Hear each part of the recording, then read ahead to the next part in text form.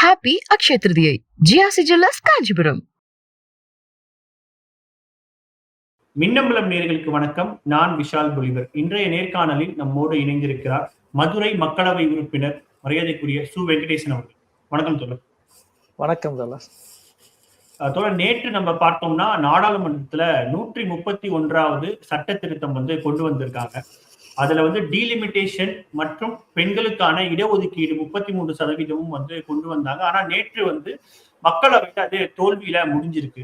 முதல்ல இந்த சட்ட திருத்தத்தை மக்கள் எப்படி புரிஞ்சுக்கிறோம்? ஏன்னா பிரதமர் மோடி அவர்கள் இன்றைக்கு கோவையில பேசும் பொழுது சாமானிய பெண்கள் நாடாளுமன்றத்துக்கு வர்றதை திமுக உட்பட எதிர்கட்சிகள் யாரும் விரும்பல அப்படின்ற ஒரு பிரச்சாரத்தை முன் வச்சிருந்தாரு. முதல்ல அந்த சட்ட திருத்தத்தை எப்படி நம்ம புரிஞ்சுக்கிறது? முக்கியமான கேள்வி இது. இந்த சட்ட திருத்தத்தினுடைய தேவை என்ன? சாமானிய பெண்களுக்கு அதிகாரம் கொடுக்கிற பெண்களுக்கான இடஒதுக்கீட்டு சட்டத்தை இந்தியாவில் யாருமே எதிர்க்கல. இன்னும் சொல்ல போனா 2 ஆண்டுகளுக்கு முன்பு மோடி அந்த சட்டத்தை கொண்டு வந்த பொழுது 2 உறுப்பினர்கள் மட்டும்தான் எதிர்த்தாங்க. மொத்த அரசியல் கட்சிகள் அனைவரும் ஆதரிச்சோம். ஆனா பெண்களுக்கு இடஒதுக்கீடு கொடுக்கிறது என்பதை கொண்டு போய் தொகுதி மறுவரையோட இணைச்சதும் மக்கள் தொகை கணக்கெடுப்போடு இணைத்ததும் பாஜக செய்த திட்டமிட்ட ஒரு ரொம்ப நுட்பமான ஒரு சதி வேலை அப்படிதான் நான் நினைக்கிறேன். இப்பொழுதும் கூட உடனடியாக இப்பொழுது இருக்கிற நாடாளுமன்ற உறுப்பினர்களின் எண்ணிக்கையின் அடிப்படையில் வருகிற தேர்தலிலேயே பெண்களுக்கான இடஒதுக்கீட்டை கொடுக்கறதுல யாருக்குமே எந்த ஆட்சேபனையும் கிடையாது. ஆனா அதை ஏன் செய்ய மறுக்கிறாரு? பெண்களுக்கான இடஒதுக்கீட்டுக்கும் தொகுதி மறுவரையறைக்கும் என்ன சம்பந்தம் இருக்கு? மொட்டை தலைக்கும் முழங்காலுக்கு இருக்கிற சம்பந்தம் தான். பெண்களுக்கான இடஒதுக்கீடு உடனடியாக கொடுக்கணும். பெண்களுக்கான இடஒதுக்கீடு என்பது ஒரு பாலின சமத்துவம் கொண்ட சமூகத்தை உருவாக்குற லட்சியத்தில் ஒரு மிக முக்கியமான படி. அந்த படியை நிறைவேற்றுவதற்கும் தொகுதி மறுவரை என்ற மிக சிக்கலான ஒரு விஷயத்தை கொண்டு போய் இணைத்ததன் மூலம் பாஜக திட்டமிட்டு இது நடைபெறக்கூடாது என்று நினைத்தே இந்த வேலையை செய்தது என்றுதான் நான் நினைக்கிறேன். குறிப்பா இந்த 2 பில்லையும் சேர்த்து வைக்கிறத நம்ம எப்படி புரிஞ்சுக்கிறது? ஏன்னா இப்போ அவங்க சொல்ற விஷயம் என்னன்னா, இந்த இடஒதுக்கீடு, அதாவது இந்த எண்ணிக்கையை கூட்டி அதுக்கு பிறகுதான் பெண்களுக்கான இந்த இடஒதுக்கீடை இம்ப்ளிமெண்ட் பண்ண முடியும் அப்படின்ற ஒரு பாயிண்ட் அவங்க முன்வைக்கிறாங்களா? அப்படி யார் கேட்டா? எங்களுக்கு இப்ப இருக்கிற 543 எம்பிக்கள்ல நீங்க தொந்தரவே செய்யக்கூடாது. இது எல்லாமே பொது பட்டியலுக்கானது, ஆண்களுக்கானது அல்லது பொது பட்டியலுக்கானது. பெண்களுக்கு இடஒதுக்கீடு 1/3 கொடுக்கணும்னா இதுக்கு மேல எண்ணிக்கையை கூட்டித்தான் நீங்க கொடுக்கணும் அப்படின்னு எந்த அரசியல் கட்சியாவது இந்தியாவில் கேட்டாங்களா? எந்த நபராவது கேட்டாங்களா? இந்த கண்டுபிடிப்பை நிகழ்த்தினது யாரு? இந்த எண்ணிக்கை மேஜிக்கை கண்டுபிடிப்பை நிகழ்த்தியதே மோடியும் அமித்ஷாவும் தான். நீங்க இடஒதுக்கீடு தான் இப்ப இருக்கிற நம்பர்ல கொடுக்க வேண்டியதானே? இதை செய்யாம அதனாலதான் திரிணாமுல் காங்கிரஸை சேர்ந்தவர்கள் எம்பி பேசினாங்க நான் நினைக்கிறேன். நீங்க இதுவே ஒரு ஆணாதிக்கம். இப்ப இருக்கிற எண்ணிக்கை முழுக்க நாங்க தொடவே மாட்டோம். பெண்களுக்கு வேணும்னா இனிமேல் எக்ஸ்ட்ரா நாங்க கொண்டு அதுல நாங்க கொடுப்போம் என்று செய்வதே ஒரு ஆணாதிக்க சிந்தனை என்று ஒரு எம்பி பேசினாங்க. அதைத்தான் நானும் வழிமுடியும்னு நினைக்கிறேன். எனவே இந்த ஃபார்முலாவை உருவாக்கியது, பெண்களுக்கு எதிரான இந்த ஃபார்முலாவை உருவாக்கியதே மோடியும் அமித்ஷாவும் பாஜகவும் தான். எனவே தான் இந்த பிரச்சனையை இவ்வளவு சிக்கலான ஒன்றோடு இணைத்தாங்க. தொகுதி மறுவரை என்பது சாதாரண ஒரு கேள்வி இருக்கு. என்னன்னா, இப்போ 2026 அப்படின்றது இந்த டீலிமிட்டேஷனை 25 ஆண்டுகள் எக்ஸ்டெண்ட் பண்ணியிருந்தாங்க 2001ல. சோ அந்த டைமும் பிளஸ் இந்த ரிசர்வேஷனையும் ஒரே நேரத்துல கொண்டு வர்றாங்கன்னு நம்ம புரிஞ்சுக்க கூடாதா? இல்ல, அதுதான் கேட்கிறேன். அதாவது டீலிமிட்டேஷன், தொகுதி மறுவரை என்பது மிக மிக சிக்கலான ஒரு விஷயம். அது எப்பொழுது இன்னைக்கு இருக்கிற தொகுதி மறுவரையில் அந்த சிக்கல் வரல. அந்த சிக்கல் எப்பொழுது வந்துருச்சுன்னா 3வது சென்சஸ்லயே வந்துருச்சு. இன்னும் சொல்ல போனா முதல் சென்சஸ், முதல் தொகுதி மறுவரை ஆணையம் 1952 அமைக்கப்பட்ட பொழுது, அது உங்களுக்கு தெரியும், மாநிலங்களினுடைய பிரிவினை, புது மாநிலங்கள் உருவாக்கம் என்று 2வது தொகுதி மறுவரை என்பது 2002வது சென்சஸை வச்சு வந்த பொழுது, முதல் தொகுதி மறுவரையிலேயே உங்களுக்கு தெரியும் அந்த ஆணையம், மரியாதைக்குரிய ஃபைசல் அலி தலைமையிலான ஆணையம், அந்த ஆணையம் அப்பவே ஒரு முக்கியமான கேள்வியை எழுப்புனாங்க. ரொம்ப ஆச்சரியமான கேள்வி. 8 வடகிழக்கு மாநிலங்கள் பிளஸ் கோவா இதை சேர்த்தா மாநிலங்களினுடைய எண்ணிக்கையில் அது 32%. ஆனால் இந்த 32% மாநிலங்களினுடைய எம்பிக்கள் நாடாளுமன்றத்தில் வகிக்கிற பங்கு என்பது 4.77% தான். அது மாநிலங்களின் எண்ணிக்கையில் இது 32%. ஆனால் அவர்களுடைய பிரதிநிதித்துவம் மக்களவையில் 4.77% தான். ஆனால் ஒரே மாநிலமான உத்தரப்பிரதேசம் அதனுடைய நாடாளுமன்றத்தினுடைய பிரதிநிதித்துவம் 14.78%. இந்த மிகப்பெரிய வேறுபாடு, அதாவது 3 மடங்கு மாநிலங்களினுடைய பிரதிநிதித்துவம் ஒரு மாநிலத்துக்கு இருக்கு. இதை முதல் ஆணையம் ஃபைசல் அலி ஆணையமே இந்த கேள்வியெல்லாம் எழுப்பி, எனவே மிக பொறுப்போடு இந்த விஷயத்தை கையாள வேண்டும் என்று சொல்லி, அடுத்து 2வது மக்கள் தொகை கணக்கெடுப்பின் அடிப்படையில் 62 அடிப்படையில் 67ல அதுவரை தமிழ்நாட்டுக்கு இருந்த 41 எம்பிக்கள் 39ஆக குறைக்கப்படுறாங்க. 2வது சென்சஸிலே இந்த பிரச்சனை உருவாயிடுச்சு. 3வது சென்சஸ் 1971 எடுக்கப்பட்ட பொழுது இன்னும் இந்த வேறுபாடு பயங்கரமாகுது. எனவே தான் 42வது சட்ட திருத்தம் 71 சென்சஸ் அப்படியே ஃப்ரீஸ் பண்ணுங்க, அதன் அடிப்படையில் தான் தொகுதி மறுவரை எடுக்க வேண்டுமே தவிர மக்கள் தொகை அடிப்படையில் தொகுதி மறுவரை என்பது சரியல்ல, சாத்தியமல்ல, அது நியதி அல்ல, அது அரசின் கொள்கையை அமல்படுத்தியவர்களுக்கு வழங்குகிற நியாயம் அல்ல என்பதால் தான் 71 சென்சஸை ஃப்ரீஸ் பண்ணாங்க. ஃப்ரீஸ் பண்ணி 25 வருடத்துக்கு பிறகு பரிசீலிக்கலாம்னாங்க.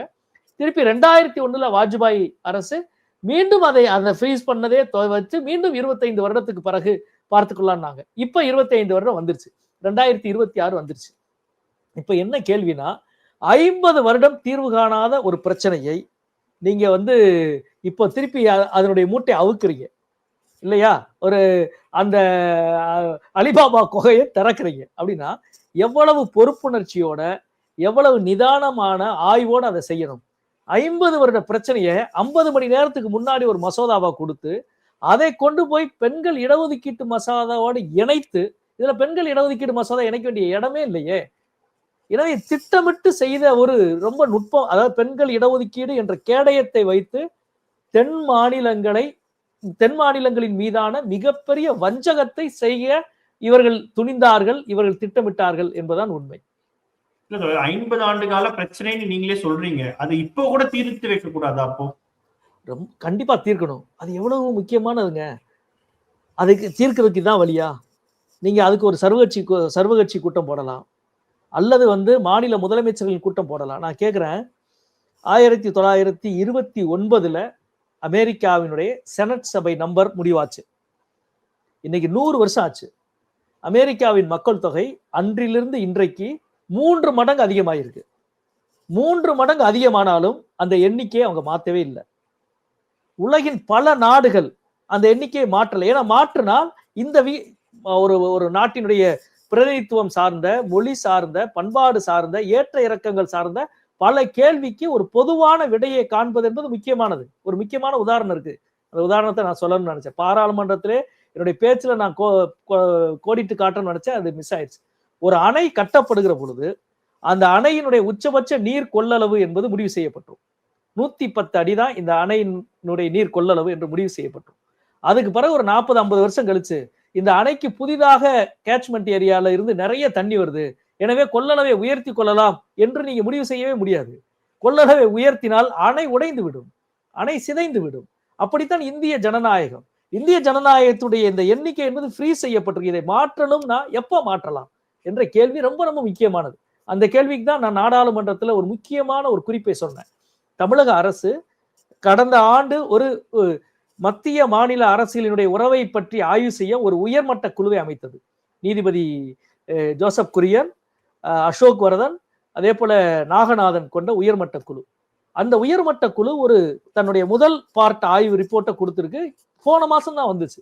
நான் கூட இந்த விவாதத்துக்கு முன்னால்தான் அதை படித்தேன். அதுல தொகுதி மறுவரை சம்பந்தமாக மிக முக்கியமான ஒரு முன்மொழிவை, ஒரு தீர்வை அவங்க வைக்கிறாங்க. அந்த தீர்வை நம்ம ஏற்றுக்கொள்ளலாம், நிராகரிக்கலாம்.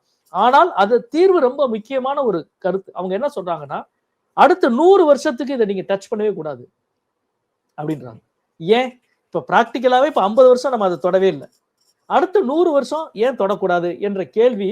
என்ன பிரச்சனை? இப்ப இது மக்கள் தொகை கட்டுப்பாடு என்பது நான் நாடாளுமன்றத்திலே குறிப்பிட்டதை போல ஒரு அரசாங்க உத்தரவால் மட்டும் நடக்கிறது இல்லை. அது ஒரு சமூகத்தினுடைய விழிப்புணர்வு, சுகாதார கட்டமைப்பு, பெண் கல்வி, இன்னும் சொல்ல போனா பெண் கல்வி, அது ரொம்ப முக்கியமா. அது தமிழ் இந்த இந்தியால மட்டும் இல்லைங்க, உலகம் முழுக்க அதான் உண்மை. நீங்க ஆச்சரியப்படுவீங்க. ஈரான் வந்து ஒரு இஸ்லாமிக் குடியரசு. அந்த இஸ்லாமிக் குடியரசுல 1980வது வருஷம் பெண் கல்வி, பெண்கள் பள்ளிக்கு செல்லுகிற காலம் என்ன அப்படின்னா 2 வருஷமா இருந்துச்சு. அப்பொழுது பெண்கள் கருவுறுகிற விகிதம் என்பது ஒரு பெண் சராசரி 7 குழந்தைகள் பெற்றுக்கொள்கிறாள் என்று இருந்துச்சு. இப்ப ஈரானுடைய பெண் குழந்தைகள் பள்ளிக்கு செல்லும் காலம் 11 வருஷம். ஆனால் பெண் குழந்தையினுடைய கருவுறுகிற குழந்தை பெற்றுக் கொள்ளுகிற விகிதம் என்பது 1.7. எவ்வளவு பெரிய மாற்றம். அதேதான் 3ஆம் உலக நாடுகள். பிரேசில் 1980ல பெண் குழந்தைகள் பள்ளிக்கு செல்லும் காலம் என்பது 3 வருஷமா இருந்துச்சு. அப்பொழுது அவர்களுடைய குழந்தை பெற்றுக்கொள்ளும் எண்ணிக்கை என்பது ஏறக்குறைய 4.7 இருந்தது. இப்பொழுது பெண் குழந்தைகள் பள்ளிக்கு செல்லும் காலம் என்பது 10 வருடமா இருக்கு. அவர்கள் குழந்தை பெற்றுக்கொள்ளும் அளவு என்பது 1.6 இருக்கு. உலகம் முழுக்க பெண் கல்விக்கும் பெண்கள் பள்ளிக்கு கல்லூரிக்கு செல்லும் காலத்திற்கும் அவர்கள் குழந்தைகளுடைய கருவுறுகிற தன்மைக்கு விகிதத்துக்கும் இருக்கிற ஒற்றுமை. இந்த ஒற்றுமையை வைத்துத்தான் இந்த நம்முடைய உயர்மட்ட குழு என்ன ஒரு ப்ரொபோசல் கொடுத்துருக்காங்கன்னா, அவங்க ஐநாவினுடைய உலகம் முழுக்க மக்கள் தொகை கணக்கெடுப்பு ஆய்வெல்லாம் வைத்துக்கொண்டு அவர்கள் என்ன சொல்கிறாங்கன்னா, இந்திய மக்கள் தொகை என்பது 2060வது ஆண்டு ஒரு உச்சத்தை அடையும். அதாவது 170 கோடியாக இந்திய மக்கள் தொகை இருக்கும்.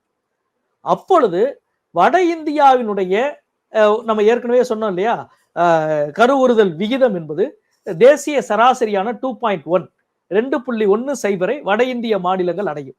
நாம அதை 40 வருஷத்துக்கு முன்னாடி அடைஞ்சிட்டோம். தமிழ்நாட்டினுடைய இப்ப அளவு 1.7. வட இந்திய மாநிலங்கள் குறிப்பா பீகார், ஊபி, ராஜஸ்தான் போன்ற வட இந்திய மாநிலங்கள் அந்த அளவை அடைய 2060வது ஆண்டு நிகழும். அதற்கு பிறகு 50 ஆண்டு சுழற்சிக்கு பிறகு ஒட்டுமொத்தமாக இந்தியாவினுடைய இந்த சராசரி விகிதத்தில் ஒரு கிடைமட்டம் என்பது ஏற்படலாம். எனவே அதுக்கு பிறகு நீங்க முடிவு செய்யலாம் என்று அந்த குழு ஒரு விஞ்ஞானபூர்வமான ஒரு கணக்கெடுப்பை வைத்து ஒரு முன்முடிவை செய்கிறார்கள். இது ரொம்ப முக்கியமான இதே போன்று விவாதிக்கலாம். வேற ஏதாவது டூல் இருந்தா அந்த டூலையும் நம்ம வைத்து விவாதிக்கலாம். இப்படி பொறுப்புணர்ச்சியோட பல தரப்பட்டவர்கள், பல மாநிலங்கள், பல அரசியல் கட்சி தலைவர்கள் எல்லாவற்றையோடும் பேசி விவாதித்து மொத்த இந்தியாவுக்கான ஒரு முடிவெடுப்பது என்பது மிக மிக முக்கியமானது. ஆனால் பாஜக அதை எப்படி கையாளுது? ஒரு சர்வகட்சி கூட்டத்தை கூட்டல, ஆல் பார்ட்டி மீட்டிங் நடக்கல, முதலமைச்சர்களை கொண்ட ஆலோசனை பண்ணல, போற போக்குல ஒரு பில்ல 50 மணி நேரத்துக்கு முன்னாடி ஒரு பில்ல அறிவிச்சுட்டு அதன் மீது ஒரு 15 மணி நேர விவாதம் என்று அறிவித்தால் இது தீர்ற விஷயமா? இது எவ்வளவு கடுமையான சவால்கள் கொண்ட ஒரு விஷயத்தை இவ்வளவு அலட்சியத்தோடு, இன்னும் சொல்ல போனால் தனது அரசியல் லாபத்துக்காக பாஜக இதை கையாண்டது என்பதுதான் எனது கருத்து. மக்களுக்கு டெக்னிக்கலா புரியறதுக்காக கேட்கிறேன். நீங்க சொல்லியிருந்தீங்க 50 மணி நேரத்துக்கு முன்னாடிதான் எங்க கிட்ட கொடுத்தாங்க அப்படின்னு சொல்லிட்டு. இப்போ ஒரு சட்ட திருத்தம் அப்படின்னும் பொழுது அதற்கான கால அவகாசம் அப்படின்றது எந்த அளவுக்கு தேவை, இது ஒண்ணு. இன்னொன்னு, இந்த சட்ட திருத்தத்துல இதன் பிறகு ஒருவேளை டீலிமிட்டேஷன் அப்படின்ற ஒரு ப்ராசஸ் கொண்டு வராங்க அப்படின்னா சிம்பிள் மெஜாரிட்டிலேயே மாத்திர மாதிரியான சரத்துகள் இருக்கிறதா நம்ம பாக்குறோம். அது எந்த அளவுக்கு உண்மை, இதை பற்றி கொஞ்சம் சொல்லுங்க. இல்ல, ஒரு சட்ட திருத்தம் இது வெறும் சட்ட திருத்தம் அல்ல, அரசியல் சாசன திருத்தம். அது அடிப்படையே கை வைக்கிற ஒரு வேலை. ஒரு அரசியல் சாசன திருத்தம், எந்த ஒரு சட்ட மசோதாவும் குறைந்தபட்சம் 7 நாட்களுக்கு முன்பாவது உறுப்பினர்கள் கையில கொடுக்கணும். குறைந்தபட்சம் நான் சொல்றேன். அதுக்கு மேல அதுக்கு கொடுக்கலாம். அது சாதாரண சட்ட திருத்தத்திற்கு. அரசியல் சாசன சட்ட திருத்தத்திற்கு அதுவும் கூட இப்ப அரசியல் சாசனத்துல உங்களுக்கு தெரியும், பட்டியல் சமூகத்தை பொது சமூகத்தில் இருக்கிற புதிதா சில சமூக குழுக்களை பட்டியல் சமூகத்தில் சேர்க்க வேண்டும் என்றால் கூட அரசியல் சாசனத்தை திருத்தணும். அதெல்லாம் நம்ம எல்லாருமே அதை ஆதரிச்சு கை உயர்த்தணும். அதுக்கு கூட ஒரு 7 நாள் அப்படின்றது, 7 நாள் என்பது எல்லாத்துக்கும் தேவை. அதை கடந்து இவ்வளவு சிக்கல் மிகுந்த ஒரு பிரச்சனையை நீங்க அரசியல் சாசன சட்டத்தை திருத்துவதற்கு கொண்டு வரணும்னா அதுக்கு முன்னாடி ஒரு எக்ஸசைஸ் வேணும்ல. நீங்க ஜிஎஸ்டி வந்துச்சுங்க. ஜிஎஸ்டி என்பது ஒரு மிக முக்கியமான சட்ட திருத்தம். அதுக்கு முன்னால எவ்வளவு பெரிய எக்ஸசைஸ் நடந்தது.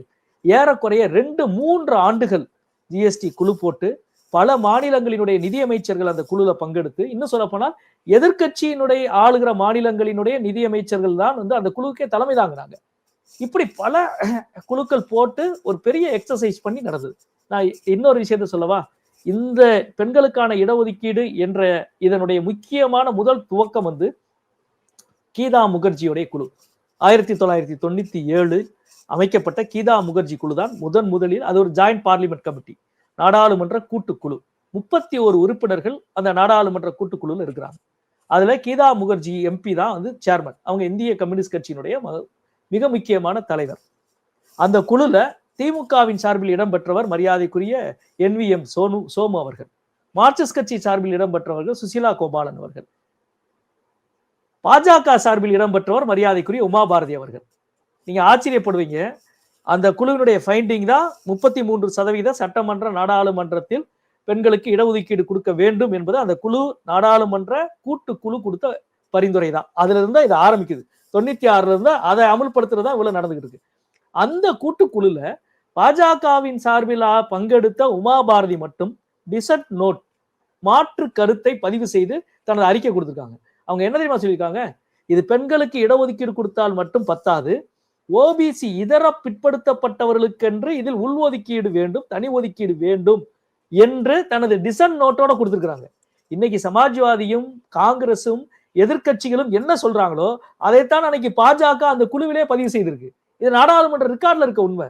இன்னைக்கு இது எதுவுமே நடக்காததை போல மோடியும் அமித்ஷாவும் எதிர் திசையிலிருந்து பேசுவதை பார்த்து கொண்டிருக்கிறோம். ஆனா குறிப்பா வந்து இந்த பில்லுல வந்து இதன் பிறகு டீலிமிட்டேஷன் அப்படின்றது கொண்டு வரப்பட்டா சிம்பிள் மெஜாரிட்டிலே இருக்கிற மாதிரியான சரத்துகள் இருக்கா? முக்கியமா நீங்க கேட்ட கேள்வி ரெண்டாவது, எவ்வளவு பெரிய ஆபத்து பாத்தீங்களா? ஏதாவது இந்தியா போன்ற மிக வேறுபட்ட தன்மையும், மிக வேறுபட்ட வளர்ச்சி நிலையும், மிக வேறுபட்ட கலாச்சார பண்பும் மொழிகளும் கொண்ட ஒரு நாட்டை ஒரு புள்ளியில் இணைத்து கொண்டு போவதுதான் உண்மையான சவால். ஆனால் நீங்கள் அந்த புள்ளிகளை, வேறுபாடுகளை விரிவாக்குகிற வேலையை பாஜக செய்கிறது. இப்ப இந்த பிரச்சனையே அதான். இது அரசியலமைப்பு சட்டம் தான், அரசியலமைப்பு திருத்தத்தின் மூலம்தான் தொகுதி மறுவரை உள்ளிட்ட விஷயங்கள் செய்யப்பட வேண்டும். ஆனால் இப்பொழுது அரசியலமைப்பு சட்டத்தை திருத்துவதற்கு பிறகு தொகுதி மறுவரை என்பது சிம்பிள் மெஜாரிட்டியாகவே நிறைவேற்றிக் கொள்ளலாம் என்பது மிக மிக கீழ்த்தரமான ஒரு செயல்.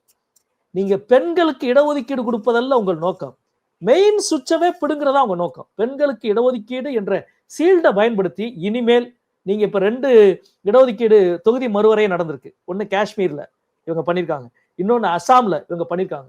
இரண்டுமே மிக கடுமையான விமர்சனங்களுக்கு உள்ளாயிருக்கு. இரண்டிலும் மத அடிப்படை என்பதை ஒரு முக்கியமான அழகாக பயன்படுத்தப்பட்டிருக்கிறது என்பதுதான் எல்லாருடைய விமர்சனமும். ஏனென்றால் உங்களுக்கு தெரியும் அந்த 3 பேர் யார், உங்களுக்கு நீங்க நியமிக்கிற ஆணையத்தினுடைய தலைவர்களாக இருக்க போகிறவர்கள், பிரதியாக இருக்க போகிறவர்கள் யாரினுடைய சொல் கேட்பார்கள் என்பதற்கு வரலாறு முழுக்க சான்றுகள் இருக்கு. எனவே இதை பயன்படுத்தி அரசியல் சாசன உரிமையை பறித்து சாதாரண மெஜாரிட்டி ஆகிற வேலை. நீங்க பாருங்க, இப்ப அரசியல் சாசன சட்டமாக இருக்கிறதால் தான் நேற்றைக்கு நாம் தப்பித்தோம். இல்லை என்றால் தென்னிந்தியாவின் உரிமைகள், தமிழ்நாட்டின் உரிமை, நாம என்னதான் பண்ணாலும் அது ஒரு துள்ளி கூட அதுக்கு மதிப்பில்லாமல் போயிருக்கும். உண்மையிலே நேற்றைய நாள் வந்து அவ்வளவு ஒரு விடுதலையின் நாள் என்று நான் சொல்லுவேன். ஆச்சரியமான ஒன்று, ஓட்டெடுப்பு நடந்து முடிஞ்சு அவர்களின் சதித்திட்டம் தோல்வி அடைந்த பிறகு அவையிலிருந்து நாங்கள்லாம் வெளிவர்றோம். என்னையெல்லாம் வெளியில வந்த உடனே வந்து ஓடி வந்து கை கொடுத்து இறுக அணைத்து கொண்டது ஆந்திர மாநிலத்தை சார்ந்த பாஜக கூட்டணியில் இடம்பெற்றிருக்கிற ஒரு எம்பி. சார் நல்ல வேலை காப்பாத்துனீங்க தமிழ்நாடு, தென்னிந்தியாவுன்னு எல்லாருடைய உணர்வு அது. ஆனா அவங்க கட்சியினுடைய தலைமை, அந்த தலைமைகள் வேறு விஷயங்களுக்காக இந்த கூட்டணியில போய் சிக்கிட்டு இருக்காங்க. எனவே யாராலும் பேச முடியல. உண்மையிலே இந்தியா நேற்று காப்பாற்றப்பட்டு இருக்கிறது, அதான் உண்மை. அது வந்து அரசியல் சாசனம் காப்பாற்றப்பட்டிருக்கிறது. எனவே தான் நான் முதல்ல என்னுடைய எக்ஸல பதிவிலே நான் சொன்னேன், இன்றைக்கு நிகழ்ந்தது ஒரு மசோதாவின் தோல்வி அல்ல, இந்திய ஜனநாயகத்தின் வெற்றி என்று நான் குறிப்பிட்டேன். அதுதான் உண்மை. இப்ப குறிப்பா வந்து பாஜக வைக்கக்கூடிய பாயிண்ட் என்ன அப்படின்னா, எல்லா மாநிலங்களுக்குமே 50% அந்த இடங்கள் அப்படின்றது உயர்த்தப்படும் அப்படின்றது அவங்க சொல்லியிருக்காங்க. அதே போல இபிஎஸ் அவர்களும் பிரச்சாரத்துல சொல்லும் பொழுது தமிழ்நாட்டுக்கு 20 எம்பிகள் அதிகமா கிடைக்க வேண்டியதை தடுத்துட்டாங்க அப்படின்ற ஒரு பாயிண்டையும் முன்வைக்கிறாங்க. இதை மறுக்க முடியுமா? இபிஎஸ் மசோதாவை படிச்சாரா? மசோதால 50% உயர்வுன்றது எங்கேயாவது இருக்கா? சரி, அது என்ன 50%? அந்த எண்ணிக்கையை யார் நிச்சயம் பண்ணா? இது எல்லாமே ஒரு துண்டு சீட்டுல உள்துறை அமைச்சர் நாடாளுமன்றத்தில் படிக்கிறாரு. இந்த துண்டு சீட்டுல படிக்கிறத மசோதால கொடுக்க முடியாதா? இன்னொன்று மேல சொல்றேன், விவாதத்தின் பொழுது விவாதத்துக்கு பதில் சொல்லுகிற பொழுது உள்துறை அமைச்சர் சொல்கிறார், எனக்கு வேணா எதிர்க்கட்சிகள் ஒரு 1.5 மணி நேரம் டைம் கொடுங்க, நான் மீண்டும் வந்து புதிய மசோதாவை அடித்து இங்கே வந்து சர்க்குலேட் பண்றேன் கொடுக்குறேன் அப்படின்னு சொல்றாரு. அப்பொழுது சமாஜ்வாதி கட்சியினுடைய தலைவர் அகிலேஷ் யாதவ் எந்திரிச்சு ஒரு அழகான குறுக்கீடு செஞ்சார். உண்மையிலே நேற்றைக்கு வந்து நான் அது முடிந்தோடனே அவர் போய் கட்டி பிடிச்சு பாராட்டினேன். அவர் என்ன சொன்னாரு, பாஜக ஒரு பெண்ணை பிரதம மந்திரியா ஆக்குவேன் என்று எழுதி கொடுத்தால் கூட இந்த நாடும் நம்பாது, நாங்களும் நம்ப மாட்டோம் என்று சொன்னார். அதான் உண்மை. ஏன்னா நீங்க பார்த்துப்பீங்க, இந்திய வரலாற்றிலேயே சென்சஸ் ஒருபோதும் நிறுத்தப்படலை. 1960களின் துவக்கத்தில் பாகிஸ்தானுக்கு எதிராக, அப்போ சீனாக்கு எதிரான போர் நடக்கிறது. 70களின் துவக்கத்தில் போர் நடக்கிறது. போர்க்காலங்களில் கூட, போர் சம்பந்தப்பட்ட வட இந்திய மாநிலங்களில் கூட கணக்கெடுப்பு, மக்கள் தொகை கணக்கெடுப்பு நடந்தது. ஆனால் முதல் முறையாக கோவிட் காலத்துல சென்சஸ் நிறுத்தப்படுது. ஆனால் அதே கோவிட் பொது ஊரடங்கு காலத்தில் நாடாளுமன்றத்தின் புதிய கட்டட வேலைகள் ஒரு நாள் கூட நிறுத்தப்படலை. கோவிட் பொது ஊரடங்கு காலத்தில் நாடாளுமன்ற கட்டட வேலைகள் நடந்துகிட்டே இருந்துச்சு. ஆனா சென்சஸ் நிறுத்தப்பட்டுச்சு. சரி, பொது ஊரடங்கு முடிஞ்சு கொரோனா முடிஞ்சிருச்சு, அதற்கு பிறகு சென்சஸ் நடத்திருக்கலாம்ல. இந்த 4 ஆண்டுகளும் மக்கள் தொகை கணக்கெடுப்பு நடத்தவே இல்லை. ஆனா அதற்கு பதில் கட்டப்பட்ட புதிய நாடாளுமன்றத்தில் 888 இருக்கைகளோடு கட்டுறாங்க. கட்டி முடிச்ச பிறகு இப்பொழுது ஒரு அறிக்கையை கொண்டு வந்து 850 நாடாளுமன்ற உறுப்பினர்களை நாங்கள் ஆக்கப் போகிறோம் என்று. 850 நாடாளுமன்ற உறுப்பினர் எண்ணிக்கையை ஆக்க வேண்டும் என்பது இன்றைக்கு இவருக்கு தோன்றிய சிந்தனை அல்ல. இது பல வருடமாக இவர்கள் இந்துத்துவ சிந்தனையா தான். இந்தியாவை 80 மண்டல்களாக மாற்ற வேண்டும் என்பதுதான் RSS கோட்பாடு. மொழி மாநிலம் என்ற வரலாற்று முக்கியத்துவம் வாய்ந்த அமைப்பை சிதைக்க வேண்டும் என்பதுதான் இவர்கள் கோட்பாடு. மொழி என்பதும் பண்பாடு என்பது பின்னுக்குப்பட வேண்டும். மதம் சார்ந்த ஒற்றை புள்ளியில் மொத்த மக்கள் கூட்டத்தை கொண்டு வந்து நிறுத்த வேண்டும் என்பதுதான் இவர்களுக்கு திட்டம். அதனுடைய ஒரு வெளிப்பாடுதான் இவர்கள் இவ்வளவையும் திரைமறைவாக செஞ்சுட்டு இப்போ வந்து நீ வேணா இப்ப சொல்லுங்க, நாங்க 1 மணி நேரத்துல மசோதாவை மாத்தி கொடுப்போம்னா இவங்களை யார் மாத்த வந்து தடுத்தது? இந்த மசோதாவை அப்படியே முன்வைத்திருக்கலாம் இல்லையா? எனவே 50% உயர்வு என்பது மசோதாவில் கிடையாது. அந்த எண்ணிக்கையை யார் தீர்மானிப்பது?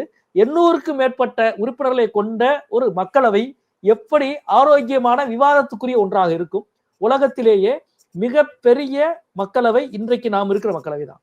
543 பேர் வந்து கொண்ட பிரதித்துவம் கொண்ட ஒரு அவை. இதுல வந்து இப்ப நமக்கு நேரம் கிடைக்கல. இதவே இவங்க நடத்த 56 நாள்ல ஒரு நாளைக்கு நடத்துறாங்க. 1 நிமிடத்தில் மட்டும் நிறைவேற்றப்பட்ட மசோதா கடந்த 6 ஆண்டுகளில் ஏறக்குறைய 20-30 மசோதாக்கள் 1 நிமிட நேரத்தில் நிறைவேற்றப்பட்டிருக்கு. எனவே 800 பேர் கொண்ட ஒரு அவையாக இருந்தால் அது மக்களவையாக இருக்காது, அது அரசவையாக இருக்கும். அதைத்தான் மோடியும் அமித்ஷாவும் எதிர்பார்க்கிறார்கள். இவர்களுக்கு தேவை விவாதமோ தர்க்கமோ இல்ல. நீங்க ஒன்னும் யோசிக்காங்க. 2 நாள் வந்து இந்த சட்ட திருத்தம் மீது விவாதம் நடந்தது. முதல் நாள் காலையில 11 மணில துவங்கி நேற்றைக்கு மாலை 6:35 7 மணிக்கு வந்து வாக்கெடுப்பு துவங்குற வரை நடந்தது. முதல் நாள் இரவு எத்தனை மணி வரைக்கும் விவாதம் போச்சு மக்களவையில? ஏறக்குறைய இரவு 1:45 வரைக்கும் விவாதம் போச்சு. எல்லாரும் பேசணும். எவ்வளவு பார்வைகள், எவ்வளவு புள்ளி விவரங்கள், எவ்வளவு கோணங்கள். இதுதான் இந்தியா. ஒரு ஜம்மு காஷ்மீர்ல இருந்து பேசினவர், கன்னியாகுமரியில இருந்து பேசினவர், பாஜகவின் சார்பில் பேசியவர், காங்கிரசின் சார்பில் பேசியவர், மாநில கட்சிகளின் சார்பில் பேசியவர், திமுகவின் சார்பில் பேசியவர், இவ்வளவு கோணங்களும் இவ்வளவு பார்வைகளும் இவ்வளவு சிந்தனைகளும் முட்டி மோதுகிற ஒரு அரங்கமாக இந்த அரங்கம் இருக்க வேண்டும். அதுதான் மக்களுக்கு முன்னால் இந்த உண்மைகளை சொல்லும்.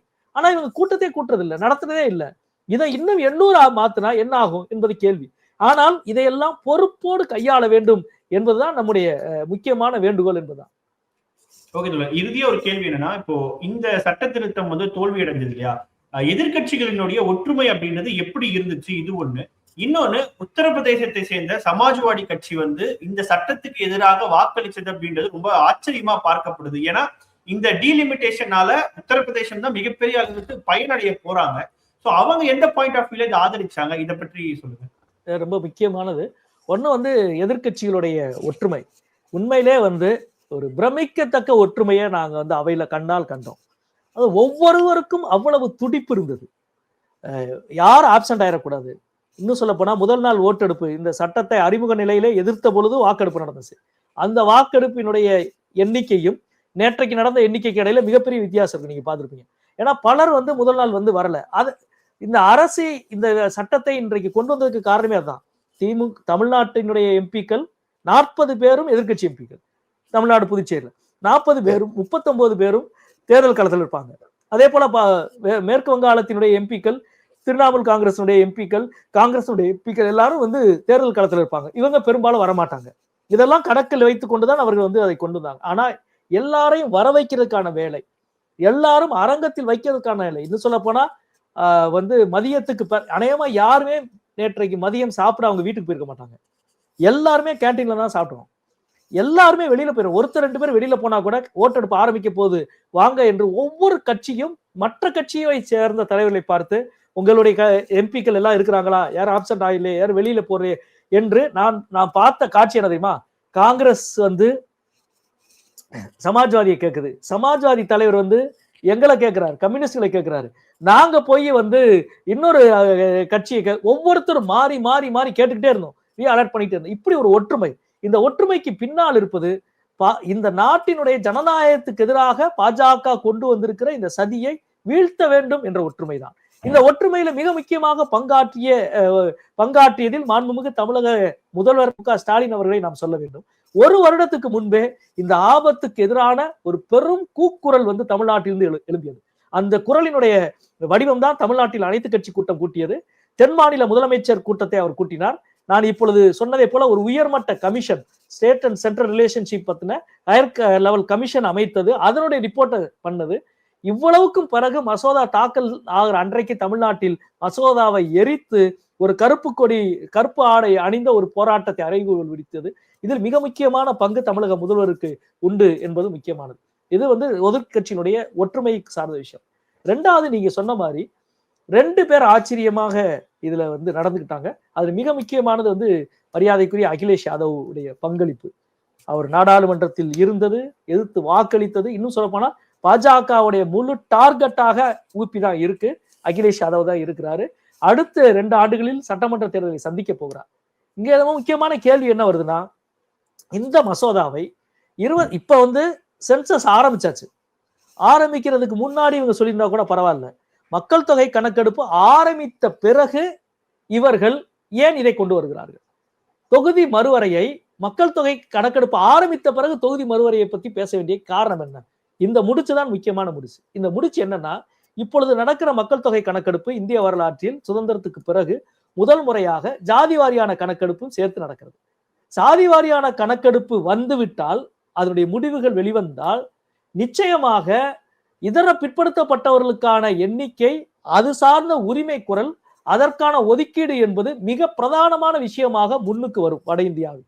அப்படி முன்னுக்கு வந்தால் இந்து என்ற ஒரு பெரிய ஐடென்டிட்டி என்பதை உடைந்து பின்னுக்கு போய் சாதி ரீதியான எண்ணிக்கைக்கு முன்னால் இவர்கள் கட்டமைக்கிற இந்த விஷயங்கள் பின்னுக்கு போவதற்கான வாய்ப்பு உண்டு. எனவே தான் ஓபிசிக்கான ரிசர்வேஷன் கொடுக்க வேண்டிய தேவை என்பது உருவாவதற்கு முன்பு, அந்த குரலுக்கு முன்பே இதை கொண்டு வந்து விட வேண்டும் என்று இவர்கள் துடிக்கிறார்கள். நிச்சயமாக இதர பிற்படுத்தப்பட்டவர்களின் நலனை தனது அரசியலின் மையப்புள்ளியாக கொண்டிருக்கிற சமாஜ்வாதி போன்ற கட்சிகள் இந்த சதியை புரிந்து கொண்டுதான் மிக உறுதியாக களத்தில் நின்றார்கள்.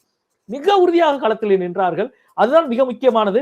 இந்த அரசியல் பார்வையை பொதுவெளியிலே விவாதித்ததில் மிக முக்கியமான பங்கு காங்கிரஸ் தலைவர் திரு ராகுல் காந்திக்கு உண்டு. அதே போல இந்த ஒட்டுமொத்த பாஜகவின் சதி, இது ஒரு பாலின சமத்துவத்தை நோக்கிய இந்தியாவின் நடையில் இடஒதுக்கீடு, பெண்களுக்கான இடஒதுக்கீடு ஒரு மிக முக்கியமான இடம். அதை வலிமையாக நிலைநிறுத்த வேண்டும் என்பதில் இடதுசாரிகள் தொடர்ந்து காட்டி வருகிற பங்களிப்பு, இதெல்லாம் காரணம். குறிப்பாக சமாஜ்வாதி வாக்களித்தது. அதே போல எல்லா மாநில கட்சிகளும் தேசிய கட்சிகளும் ஒற்றுமை உணர்வோடு இருந்து இந்த பணியை செய்தது என்பது மிக மிக முக்கியமான ஒன்று என்றுதான் நான் பார்க்கிறேன். அது மட்டுமல்ல நண்பர்களே, இந்த எண்ணிக்கை, எதிர்கட்சிகளுடைய இந்த எண்ணிக்கை நாடாளுமன்ற தேர்தல் முடிந்து ரிசல்ட் வந்த பிறகு இறுதியான ஒன்று.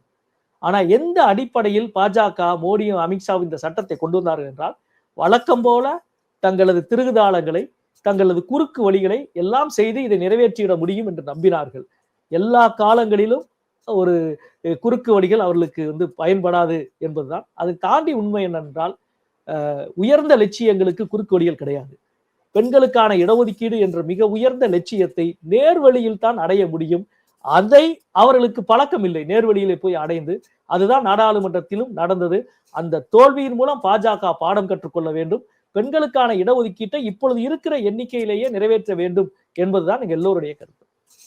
நிச்சயமா தோழர். மின்னம்பலம் நேர்களுக்காக பல்வேறு கேள்விகளுக்கு மிக ஆழமாகவும் பொறுமையாகவும் மிக விரிவாகவும் பதில் தந்தமைக்கு நன்றி. மிக்க மகிழ்ச்சி, நன்றி. Happy Akshaya Trithiyai. GRC Jewellers, Kanchipuram.